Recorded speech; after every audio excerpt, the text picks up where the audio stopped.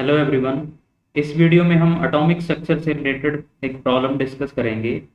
इसमें ये पूछा गया है कि हाइड्रोजन एटम के केस में जो ऑर्बिटल है उसकी एनर्जी कौन कौन से क्वांटम नंबर पे डिपेंड करता है।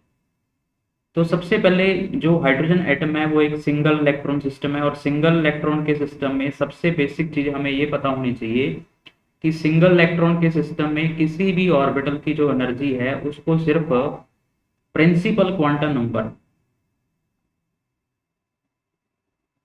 एन ही कंट्रोल करेगा। मींस प्रिंसिपल क्वांटम नंबर पे ही डिपेंड करेगी।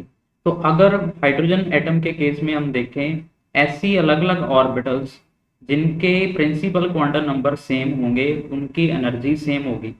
फॉर एग्जांपल जैसे सेकंड शेल है तो सेकंड शेल में दो लेवल पर्टिकुलरली है हमारे पास 2s और 2p। तो 2s और 2p की एनर्जी क्या होगी, सेम होगी। थर्ड लेवल में तीन अपने पास थर्ड शेल के अंदर तीन लेवल है 3s 3p और 3d। इनकी भी तीनों की एनर्जी क्या होगी, आपस में सेम होगी। इसी तरीके से फोर्थ शेल के अंदर 4s 4p 4d और 4f की एनर्जी भी क्या होगी, सेम होगी। तो कोई भी ऑर्बिटल हाइड्रोजन एटम के केस में जिसका प्रिंसिपल क्वांटम नंबर सेम हो उसकी एनर्जी क्या होगी, सेम होगी। बट अगर आपके पास सिस्टम मल्टी इलेक्ट्रॉन का होगा तो उसमें एनर्जी है जो किसी भी ऑर्बिटल की वो एन और एल के कॉम्बिनेशन पे डिपेंड करेगी।